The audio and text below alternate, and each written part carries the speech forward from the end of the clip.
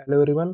तो इस वीडियो में हम लोग समझेंगे कि जो शॉर्ट सर्विस कमीशन की एंट्रीज की भी वैकेंसी आई हुई हैं 181 वैकेंसीज हैं जून 2022 कोर्स के लिए। उसके बारे में हम लोग डिटेल से समझेंगे कि उसका फॉर्म आउट हो चुका है। 5 अक्टूबर उसका लास्ट डेट है, तब तक आप फॉर्म फिल कर सकते हैं।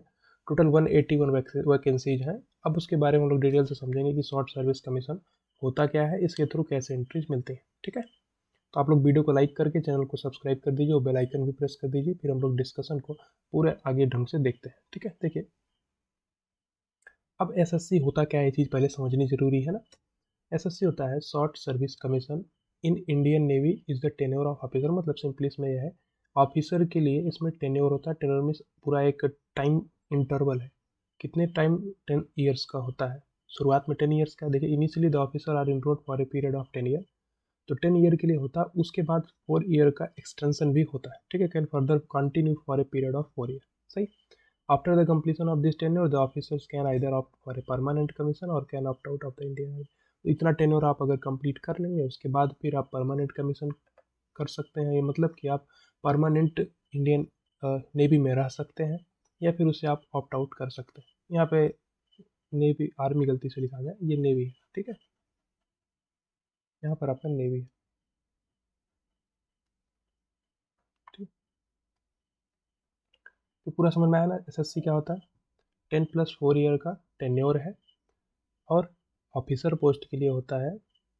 ठीक है, तो पहले शुरुआत में 10 ईयर्स के लिए होता है, उसका 4 ईयर का एक्सटेंशन बाद में लिया जा सकता है। उसके बाद आप परमानेंट कमीशन कर सक मतलब आप परमानेंट हो सकते हैं, आप चाहेंगे, नहीं तो आप ऑप्ट आउट कर सकते हैं, नहीं छोड़ सकते हैं उसको। ठीक है, अब इसके बाद में देखिए डिटेल ऑफ वैकेंसी। देखिए वैकेंसी 181 वैकेंसी टोटल आई हुई है। 3 ब्रांच है उसमें, एक एग्जीक्यूटिव ब्रांच है, एक एजुकेशन ब्रांच है, एक टेक्निकल ब्रांच है। इन तीनों ब्रांचेज में अलग अलग वैकेंसीज आई हुई हैं।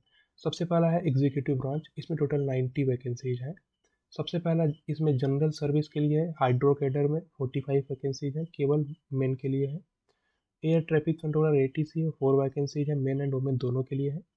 तो इस पूरे जितना भी स्लाइड है सबका पीडीएफ हम डिस्क्रिप्शन में डाल देंगे, आप वहाँ से डाउनलोड कर सकते हैं और डिटेल में आपको समझ में आ जाएगा कि वैकेंसी किस प्रकार से है। ठीक है, ऑब्जर्वर का है, पायलट का है, लॉजिस्टिक का है, ये सारी वैकेंसीज की डिटेल यहाँ पे रखी हुई है। टोटल 90 वैकेंसीज है एग्जीक्यूटिव ब्रांच के लिए। ठीक है, तो देखिए वोमेन किस में अलाउड है, एटीसी में अलाउड है, ऑब्जर्वर में एंड पायलट में और लॉजिस्टिक में भी। और मैक्सिमम देखिए मैक्सिमम 6 का लिमिट है। टोटल 18 वैकेंसीज है और मैक्सिमम 6 वोमेन रह सकती है। पायलट में टोटल 15 वैकेंसीज है, मैक्सिमम 3 वोमेन रह सकती है। तो पूरा डिटेल में यहाँ पे आपके पास रखा हुआ है, आप इसको समझ सकते हैं। ठीक है, तो ये 90 वैकेंसीज किस में है, एग्जीक्यूटिव ब्रांच के लिए। इसके बाद ठीक है, 3 टाइप की ब्रांचेज हैं, तो हमको पहले से पता है ना, यहाँ पे पहले लिखा हुआ है there are 3 types of branches. सही है, जिसमें दूसरा आपके पास क्या है, एजुकेशन ब्रांच। ठीक है, पहला आपका समझ में आया ना, एग्जीक्यूटिव ब्रांच। अब एजुकेशन ब्रांच है, एजुकेशन ब्रांच में टोटल 18 वैकेंसीज हैं, मेन एंड वोमेन दोनों के लिए मिला के। टेक्निकल ब्रांच में टोटल 73 वैकेंसी है। टेक्निकल ब्रांच में भी 3 टाइप है, एक इंजीनियरिंग ब्रांच के लिए, एक इलेक्ट्रिकल ब्रांच के लिए, एक नेवल आर्किटेक्ट के लिए। ठीक है, 27, 34 एंड 12 ये टाइप की वैकेंसीज यहाँ पे लिखी हुई। तो बिल्कुल पूरा डिटेल में उसका पूरा समझाया हुआ है, इसमें आप समझ सकते हैं बढ़िया से। सही, इसके बाद अब एजुकेशनल क्वालिफिकेशन देख लेते हैं। ठीक है, तो वैकेंसीज का डिटेल समझ में आया। 3 टाइप की ब्रांच है, executive branch, education branch, technical branch. तो अलग अलग वैकेंसी जिसमें है सबका पूरा डिटेल में समझाया गया है। ठीक है, अब एजुकेशन क्वालिफिकेशन क्या होना चाहिए इसको अप्लाई करने के लिए आपके पास। देखिए सबके लिए अलग अलग से है। एग्जीक्यूटिव ब्रांच में आपके पास 90 वैकेंसी है। सही है, इसमें भी जो आपका जनरल सर्विस है हाइड्रो कैडर का, उसके लिए जो आपका एलिजिबिलिटी है, ये बिल्कुल एजुकेशनल क्वालिफिकेशन जो है वो बीई या फिर B tech degree in any discipline with minimum 60%, यानी मिनिमम 60% आपका होना चाहिए आपके बीई डिग्री में और बी टेक की डिग्री में। ठीक है, और कोई भी ब्रांच हो सकता है, एनी एनी डिसिप्लिन लिखा हुआ है। एटीसी के लिए लिखा हुआ है, देखिए BE B tech degree in any discipline from AICT recognised institute university with minimum 60% marks, candidate must have 60% aggregate marks in class 10th and 12th, सब कुछ यहाँ पे लिखा हुआ है। समझ में आया। तो एटीसी के लिए आपके पास क्या है, बीई बी टेक का डिग्री होना चाहिए आपके पास, किसी भी डिसिप्लिन में, यानी किसी भी ब्रांच से आप हो सकते हैं, मिनिमम 60% मार्क्स है। सही, उसके बाद आपके पास देखो लिखा हुआ है कि क्लास 10th और 12th इसमें आपको 60% मिनिमम होना चाहिए, ये भी यहाँ पे एक बाउंडेशन लगा दिया गया है। और इंग्लिश में भी देखिए, इंग्लिश और 60% मिनिमम इंग्लिश में भी होना चाहिए क्लास 10th और 12th में। ये ATC के लिए है। तो सबका अलग अलग एलिजिबिलिटी क्राइटेरिया है, ठीक है। मेरिट के बेसिस पे होगा ये, आपका SSB का इंटरव्यू भी होता है इसमें, ठीक है। और देखिए लॉजिस्टिक के लिए पूरा डिटेल में लिखा हुआ है, BE BTech डिग्री किसी भी डिसिप्लिन में होना चाहिए फर्स्ट क्लास के लिए, विथ फर्स्ट क्लास, और MBA विथ फर्स्ट क्लास, तो पूरा डिटेल में लिखा हुआ आपका फर्स्ट क्लास होना चाहिए। मतलब आप BE BTech डिग्री आपकी हुई है किसी भी ब्रांच से हो सकती है, फर्स्ट क्लास पास होना चाहिए आपको। और MBA, इसमें भी फर्स्ट क्लास पास होना चाहिए आपको। BSc BCom BSc with first class, इससे बहुत सारा एक अलग अलग टाइप का पूरा एलिजिबिलिटी इसमें क्राइटेरिया दिया हुआ। लॉजिस्टिक के लिए है, पिछला क्या था, एग्जीक्यूटिव ब्रांच में जनरल साइंस का है, air traffic controller, observer, pilot, ये तीनों के लिए यही चीज़ है। देखिए पूरा लिखा हुआ, एयर ट्रैफिक कंट्रोलर और ऑब्जर्वर और पायलट, तीनों के लिए सेम एलिजिबिलिटी क्राइटेरिया है, सही। उसके बाद जो लॉजिस्टिक है उसमें भी यहाँ पे लिखा हुआ है ना, बीच पे जहाँ पे ऑब्लिक लगाया हुआ है, देखिए यहाँ पे स्लैश लगाया गया है। अगर आपका BE BTech डिग्री होना चाहिए, या फिर आपका BSc BCom ये होना चाहिए, या फिर आपका MCA MSc होना चाहिए, ये सब चीज़ें आपके पास अलग से रखिए। इसके बाद आपका है एजुकेशन ब्रांच के लिए। एजुकेशन ब्रांच के लिए टोटल 18 नंबर ऑफ वैकेंसीज हैं। एजुकेशन ब्रांच में आपके पास अलग अलग यहाँ भी रखा हुआ है, पूरा डिटेल में यहाँ पे समझाया जाएगा। MSc आपका मैथमेटिक्स ऑपरेशनल रिसर्च में हो, मैथमेटिक्स में हो या ऑपरेशनल रिसर्च में हो, विथ फिजिक्स इन BSc, यानी BSc में आपका फिजिक्स रहा हो और फिर आप MSc किए हो मैथमेटिक्स या ऑपरेशनल रिसर्च से। या फिर first class in MSc degree physics applied physics with mathematics in BSc, आपका BSc में मैथमेटिक्स रहा हो, उसके बाद आपके MSc में फिजिक्स या फिर अप्लाइड फिजिक्स रहा हो। तो ये पूरा एजुकेशनल ब्रांच के लिए आपका एजुकेशनल क्वालिफिकेशन है। तीसरा क्या है, 55% इन ये में आपका जो हिस्ट्री वाला है, candidates having BE BTech degree with minimum 60% marks, electronics communication, तो ये पूरा डिटेल में समझाया गया यहाँ पे, सही है। तो एजुकेशन ब्रांच के लिए यहाँ पे 4 टाइप का दिया गया, आगे टेक्निकल ब्रांच आ जाएगा ना। तो एजुकेशन ब्रांच के लिए आपको ये समझना, इन चारों क्राइटेरिया में किसी में भी आप रह सकते हैं। हो सकता है आप MSc किए हो BSc के बाद, हो सकता है आपने BTech किया है, BE किया है ना। तो अलग अलग जगह के लिए आपके पास यहाँ पे वैकेंसीज है, ठीक है।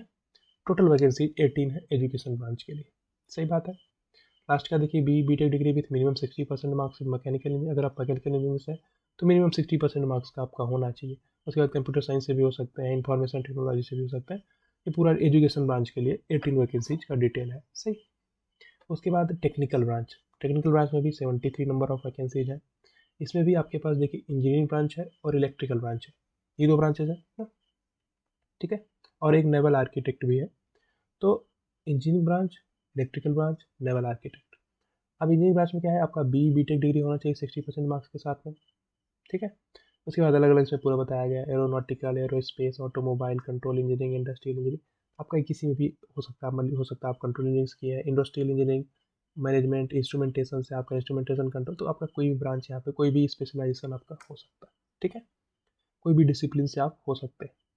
अब ये इंजीनियरिंग ब्रांच के लिए, अगर इलेक्ट्रिकल ब्रांच में है तो आपका BE BTech होना चाहिए 60% मार्क्स के लिए, इलेक्ट्रिकल में हो या फिर इलेक्ट्रॉनिक्स में हो, या इलेक्ट्रॉनिक्स में हो, या इलेक्ट्रॉनिक्स कम्युनिकेशन में हो, या अप्लाइड इलेक्ट्रॉनिक्स में हो, ये सब अलग अलग ब्रांचेज लिखी गई हैं। अगर आपका इन ब्रांचेज में BE BTech कंप्लीट हुआ है, आप अप्लाई कर सकते हैं। टोटल 73 नंबर ऑफ वैकेंसीज हैं टेक्निकल ब्रांच के लिए। टेक्निकल ब्रांच में भी 3 टाइप है, एक इंजीनियरिंग ब्रांच है, एक इलेक्ट्रिकल ब्रांच है, एक तीसरा आपके पास नेवल आर्किटेक्ट का भी है। अगले पेज में उसका देख लेते हैं। ये सारी ब्रांच का यहाँ पे स्पेसिफिकेशन लिखा हुआ। फिर नेवल आर्किटेक्ट के लिए भी BE BTech होना चाहिए आपका 60% मार्क्स के लिए। फिर ब्रांचेज लिखी हैं, एरोनॉटिकल, एरोस्पेस, सिविल, मैकेनिकल, ये सब लिखा हुआ है, ठीक है। मेटलर्जी भी हो सकता है, naval architect, architecture, ocean engineering, ship technology, ship building, civilian, ये सब अलग अलग स्पेशलाइजेशन है। इसमें आपका अगर इस डिसिप्लिन से आप किए हुए हैं तो आप अप्लाई कर सकते हैं, ठीक है। टोटल 73 नंबर ऑफ वैकेंसीज हैं, किसके लिए, लास्ट का आपके पास जो है टेक्निकल के लिए 73 नंबर ऑफ वैकेंसीज है। अब इसके बाद क्या है, सिलेक्शन प्रोसीजर क्या है इसका, कैसे सिलेक्शन होगा। Shortlisting of application will be based on preference of entries and normalised marks obtain by the candidate in the qualifying degree.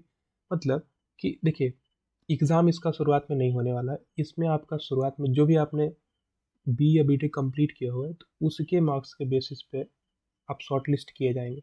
देखिए शॉर्ट लिस्टिंग क्या होगा, आपका जो एंट्रीज आप प्रेफर की, जो आपका प्रेफरेंस है, जो आप फिल किए होंगे, ठीक है, और उसमें जो आपका एजुकेशन जो आपका हुआ है, और आप बीटेक किए हो ना, या फिर आप एमएससी किए हो या बीएससी की बीकॉम किए हो, तो आपका उसमें जो आपका परफॉर्मेंस रहा है उसके बेसिस पर आपका शॉर्ट लिस्टिंग होगा। फिर शॉर्ट लिस्टिंग के बाद आपका एसएसबी इंटरव्यू के लिए आप शॉर्ट लिस्ट होंगे। SSB interview shortlisted candidate will be informed about their selection for SSB interview through email and SMS. इसमें कोई दिक्कत नहीं। तो सबसे पहला आपका जो है ना वो शॉर्ट लिस्टिंग किससे होगी, आपके जो करिकुलम का आपके पास पाठ्यक्रम आपका रहा है आपके ग्रेजुएशन के दौरान या आपका पोस्ट ग्रेजुएशन के दौरान, उसमें आपका जो परफॉर्मेंस रहा है उसके बेसिस पे आपका शॉर्ट लिस्टिंग होगा। फिर मेडिकल एग्जाम होगा, सिलेक्टेड कैंडिडेट्स इन एसएसबी। तो सबसे पहले आपका शॉर्ट लिस्टिंग हुआ, फिर एसएसबी इंटरव्यू होगा, सर्विस सिलेक्शन बोर्ड का जो भी होता है ना। आप उसके बाद मेडिकल एग्ज़ाम, सही है। मेडिकल एग्ज़ाम में आपका क्या होगा, अगर आप एसएसबी इंटरव्यू में सिलेक्ट हो चुके हैं फिर आपका मेडिकल एग्जामिनेशन होगा। फिर मेरिट लिस्ट में, इन सब के बाद में आपका मेरिट लिस्ट बनेगा, ठीक है। उसके बाद फाइनल जो स्टूडेंट जिनका सिलेक्शन होगा वो पता चल जाएगा, सही। ये सिलेक्शन प्रोसीजर है। अब फॉर्म कैसे फिल करना है इसके बारे में भी हम लोग देख लेते हैं ना। फॉर्म कैसे फिल करना है, तो सबसे पहले आपको क्या करना है, इसके इंडियन नेवी की आपके पास साइट में आपको चलना है, इसके वेबसाइट पे, ठीक है। देखिए, जो join Indian navy government of India, ये साइट पे आपको चलना है। उसके बाद आपको चलना है यहाँ पर जो करंट इवेंट में आपके पास यहाँ पे देखिए शॉर्ट सर्विस कमीशन एंट्रीज जून 2022 कोर्स के लिए, यहाँ पे आप क्लिक करिए। उसके बाद आपके पास देखिए थोड़ा और नीचे चलिए, नीचे चलने पे आपके पास यहाँ पे दिया हुआ है 21 तारीख से स्टार्ट हुआ है सितंबर में, और 5 इसका लास्ट डेट है, लिखा हुआ है यहाँ पे दिख रहा है। 21 से स्टार्ट हुआ और 5 अक्टूबर इसका लास्ट डेट है। अब आपको क्या करना है, अप्लाई करने के लिए आगे चलना है। तो अपने नीचे चल के अप्लाई ऑनलाइन पे जाएंगे, ठीक। एप्लीकेशन फॉर्म को आपको यहाँ पे फिल करना है।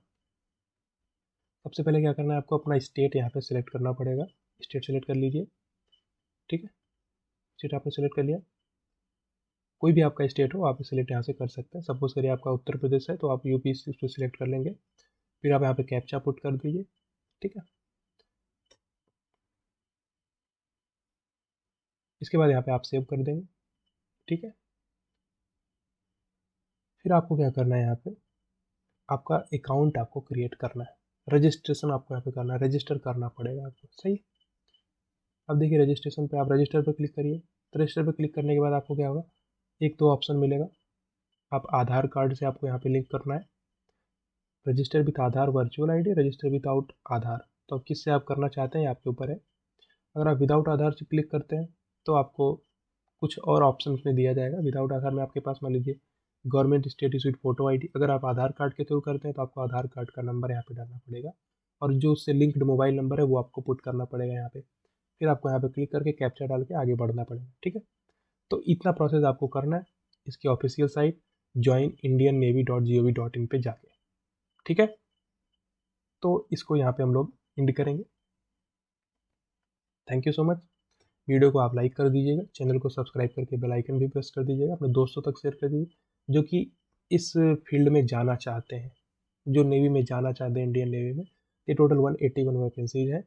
आपका अगर बी टेक हुआ है या आप BSc MSc M.Com B.Com जो भी आपके पास ये सब डिग्रीज अगर आपके पास हैं, तो पूरा देखिए जो डिटेल में यहाँ पे लिखा हुआ था सबके लिए एजुकेशनल क्वालिफिकेशन क्या है, किस किस ब्रांच में कितनी वैकेंसीज हैं, सब डिटेल में हम आपको यहाँ पे PDF में दे देंगे। आप डिस्क्रिप्शन से वहाँ से डाउनलोड कर लीजिएगा, और फिर आपको पता चल जाएगा कि आप किस कैटेगरी में आ रहे हैं, ठीक है। तो इस वीडियो को हम लोग यहाँ पे एंड करेंगे। मिलते हैं आगे किसी और वीडियो में कुछ और नई इन्फॉर्मेशन के साथ। Thank you so much.